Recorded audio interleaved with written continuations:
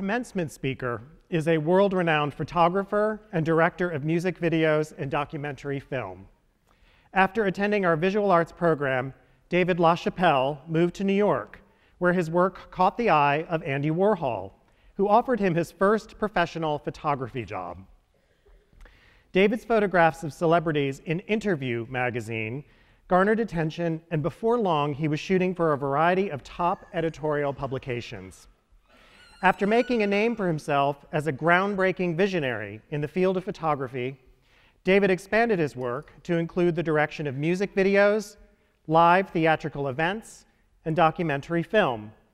His directing credits include music videos for artists such as Christina Aguilera, Moby, Jennifer Lopez, Amy Winehouse, Britney Spears, and No Doubt. His stage work includes Elton John's The Red Piano, the Caesars Palace Spectacular he designed and directed in 2004. In 2005, Lionsgate Films released his critically acclaimed documentary feature, Rise, which was chosen to open the 2005 Tribeca Film Festival. Recent years have brought David back to where he started, making art. He is represented in the world's most prestigious galleries and museums, and his work is in the permanent collection of the National Portrait Gallery in London and the Los Angeles County Museum of Contemporary Art. Please direct your attention to the video and join me in welcoming David Lachapelle.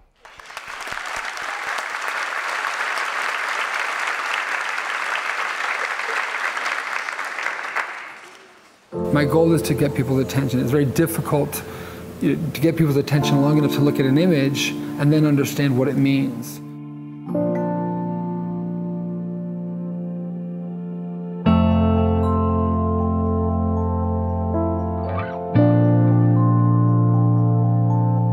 His photography is really unlike anything that we've seen in magazines before. It's a really interesting mix. Influences and ideas that come together in the work.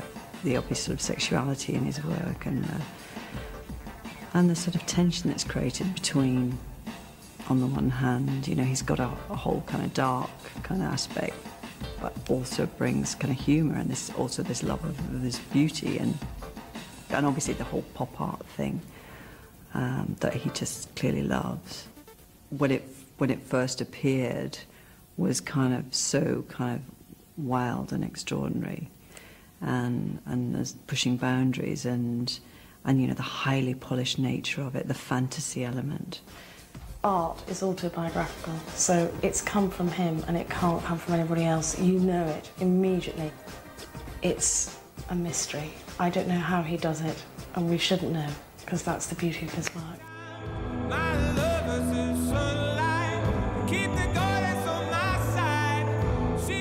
David has been able to take celebrities and make them do things that no one else has been able to do. You really give yourself over to him. He really takes you to the edge. That's one of the things that makes him a genius. We're going to take it by storm. We're going to rise no matter what. It's very courageous and inspiring that David is able to be out there in his photographs. He's a free spirit.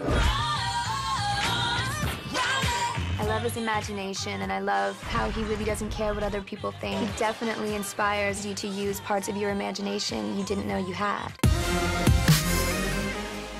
What I love about his work is that he makes subliminal messages other people wouldn't dare to do.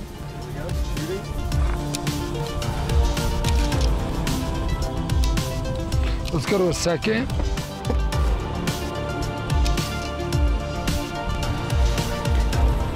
Wow, that's dope. Ready?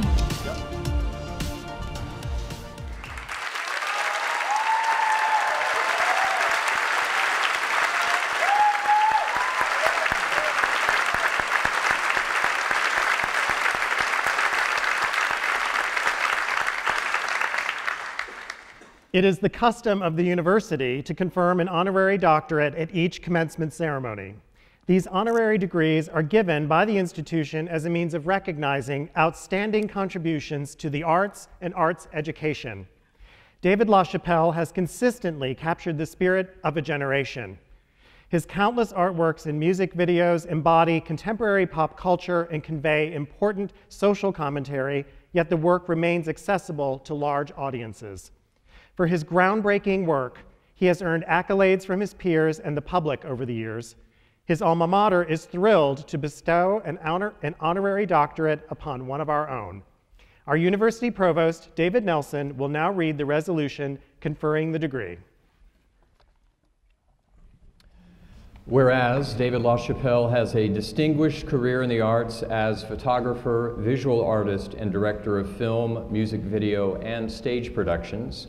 And whereas Mr. Lachapelle's photography has been featured in magazines like Italian Vogue, French Vogue, Vanity Fair, GQ, and Rolling Stone, and his photographs have been collected into several monographs, notably Lachapelle Land, Hotel Lachapelle, Heaven to Hell, which was chosen among the prestigious Taschen 30th Anniversary Special Editions.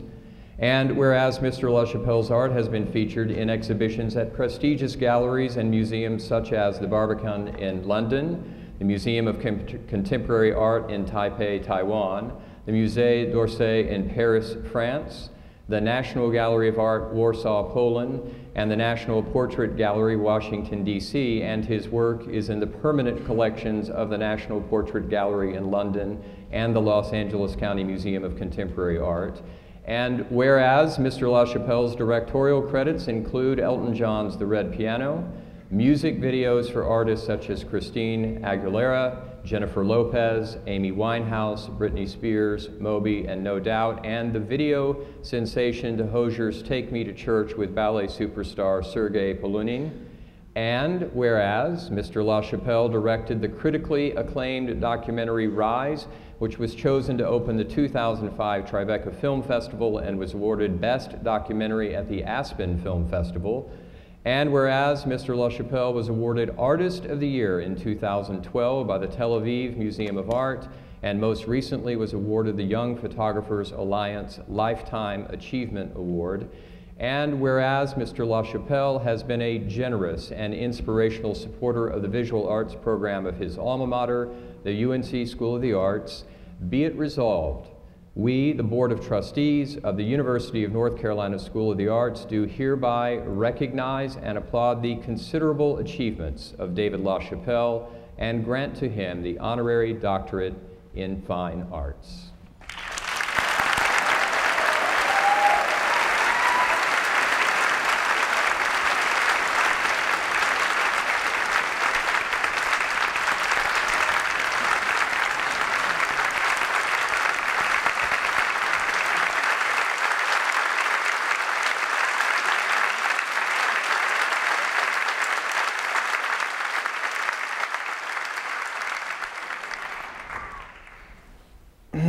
Wow.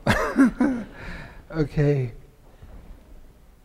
Thank you. Can you hear me? Yeah. I talk at a lot of schools around the world, and I love it. I love talking to students and inspiring them, trying to inspire them. Coming here, I'm so nervous. I'm not usually nervous, but this school changed my life. Really changed my life. And when I came down here to apply, I was a straight F student. I dropped out of high school because I was getting bullied, and I didn't think I was going to get in. But I had my drawings and paintings, and some miracle happened, and I was allowed in. And Dean Clyde, who's the dean of the arts then, looked at my portfolio and he liked it, and then he called me into this room and he looked at my report card. Me and my dad are sitting there, and I'm like, I wanted to be in here so bad because I'd been, in New York, kind of working at nightclubs and really lost for a year. And he looked at my report card, which I knew was straight Fs, and I'm sitting there like I'm not going to get in. And Clyde said, "You flunked tennis." And I knew then I was going to get in.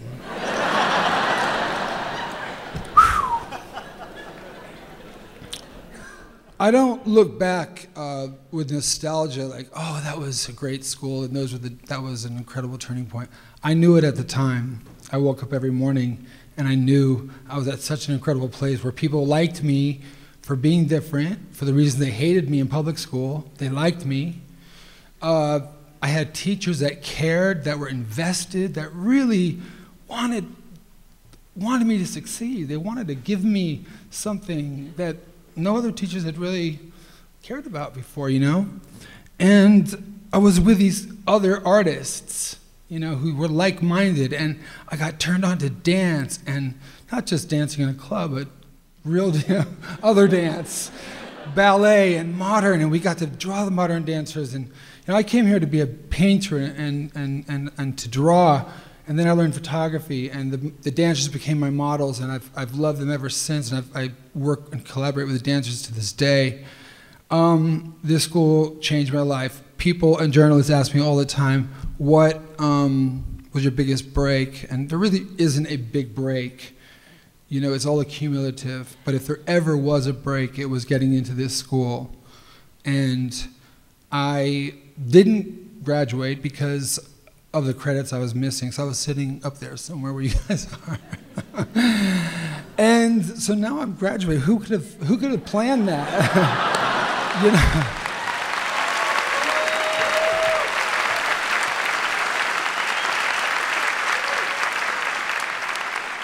So nervous. Who could have planned that? And that's what I want to get to. I want to get to this idea of our plan and what we have in store for us, you know, when you leave here. Some of you are going to go to college. Some of you may go to college and decide that's not what's right for you. Some of you might go 4 years ago. Some of you may go straight to a company or auditions. Every one of us has a different path. I could have never planned my life and thought that it would have worked out this way. When I came here, I wanted to be a painter, and then I learned photography, and I never finished a painting. I started photography, and that was my love. And then I came to New York, and I said, I want to show in galleries, and you know, I showed in some galleries and some group shows, and then I talked my friend into opening a gallery in her loft. This is the early 80s in New York City's East Village, and she did, and now she has a really successful gallery today. We don't talk anymore, but that's okay. Girl, I started your gallery. It was my idea, remember? Anyway, so she's a huge gallery dealer. But I was showing that gallery, but my pictures weren't selling, and I couldn't make a living off of it. So my hero of art at that time, he was alive, it was '84, Andy Warhol. Some of the staff came and they saw the exhibition, and they offered me a job at Interview, which was the most important magazine at the time for popular arts and culture. It really was. It's hard to imagine today with the internet and so many magazines out there, but Interview was everything. Clyde used to bring it into the VA room and be like, look at these pictures, and we would just daydream about it, and I love this magazine. So I said, well, it's not really, I can't really make a living at my dream, so I had to alter my dream a little bit, and I started working for magazines. And at that time, you couldn't do commercial photography and fine art. You had to choose one. So I said, well, I guess I'm choosing this because this is where this door's open and this other door's kind of closed. So I went there, and I worked for magazines for 20 years. And then something happened around 2005. After making Rise, I fell out of love with celebrity and fashion. I wanted to let younger photographers do that because it was no longer, it was like a love affair. I kind of fell out of love, and I listened to that voice within, and I said, well, I'm just going to leave. And I was at the top of the sort of photography career. Around that time, American Photographer came up with the top 100 people in photography. Cy Newhouse was not number 1, Annie Lee was 2, I was number 3. And I left. My agent said, are you crazy? You have a contract. Everyone was telling me what to do, and how could you've wanted this your whole life, and you're going to just leave? And I said, well, I've said all I can say in magazines, and I thought I was kind of done with photography, and I started a farm in Maui. I love nature, always have. And then life took another turn, and I got invited to show back in galleries, where I began, where the dream started. So I could never plan that. How did that happen? Well, it was because one thing I gotta stress on you guys, I had to depend on the intuition and my inner voice, your inner creative spirit.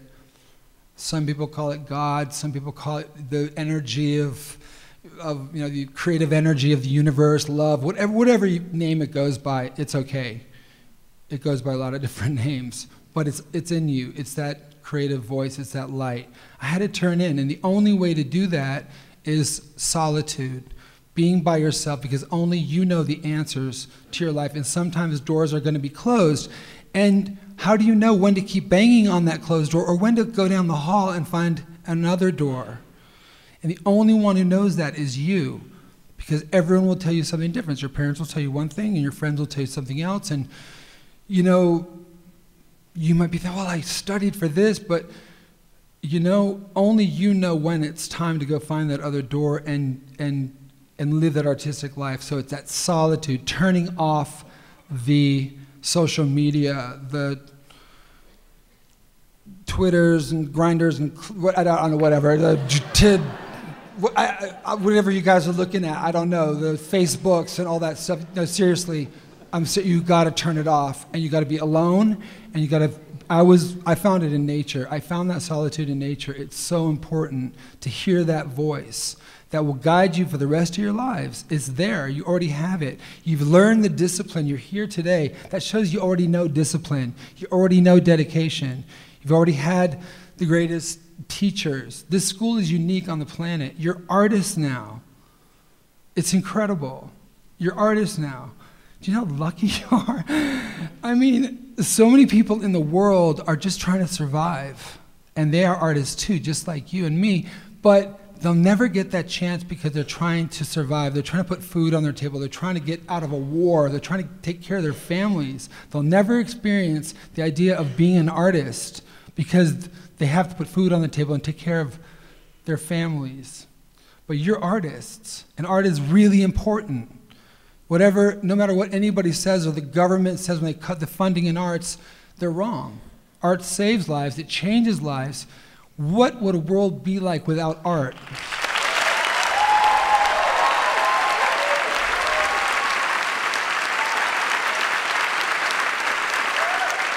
Thank you.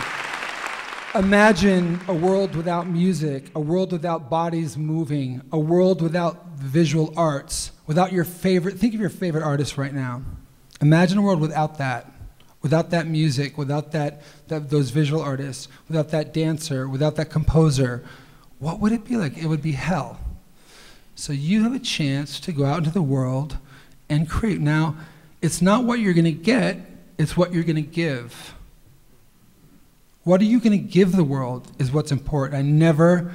Honest to God, I never thought about what I was going to get from photography. It was always what I could give the world that would touch people and move people. Because we want to share our art, let's be real. We want to share our voices. We want to dance in front of people. That's part of being an artist, is that collaboration with the audience and sharing that moment or that painting or that song that you created, or the dance that you've choreographed, or that you're dancing, that part you're playing. We want to share it with everybody. That's an important part of making art.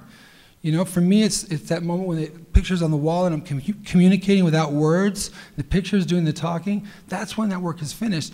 What are you going to say to the world? You may not have those answers right now, but they're inside of you.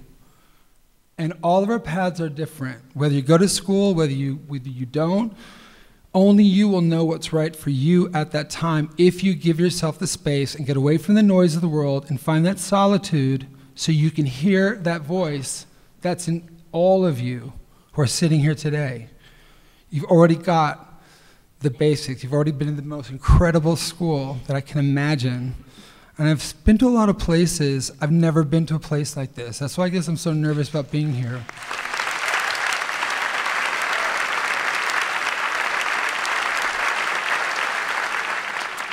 Go be the greatest artist you can. Follow that inner guidance. And when you're confused and when you have trouble, go into nature, find that solitude, turn everything off. The answers are, you're going to need it your whole life. I still need it all the time. Believe me. Life of an artist is not like a dentist or a lawyer where there's sort of like this plan and you go to here and this school and then you go to that internship and that law firm or whatever, with variations. An artist, we all have different paths. Each one of us has a completely different path. And it's unique to all of us, and it's going to last your whole life. It's like you're going into the jungle and you're forging this road that hasn't been traveled. So how are you going to know that you already know it? You just have to give yourself the space and the solitude to hear that guidance, okay? And remember, it's not what you're going to get, it's what you're going to give. So thank you, guys. Please go out there and shine some light on this world. There's a lot of confusion and darkness. There's a lot of confusion when I graduated too. And it's a little more hectic with you guys with all the information and all the electronics and stuff being thrown at you every day. So you've got to really make time, okay, to hear yourselves, to know the answers that are going to come at you throughout your whole life as an artist. And even if you don't go into the arts, everything you learn here at this school, you're going to be able to apply. None of it is wasted. All the discipline, all the dedication, all the classes, all the appreciation for all the other arts, you're going to carry that with you your whole lives, no matter what you choose to do. Even if one day you decide not to be in the arts, it's okay if that's what's right for you, and you'll know it if you give yourself that space. So please, go be great. We need art. We need all of you to make the world better, because it's true. You know, a world without art is hell. Okay? Thanks. So I didn't thank the board and the school and the chancellor and all the parents. Thanks to all the parents, too. Thank you, guys. Congratulations to all of you.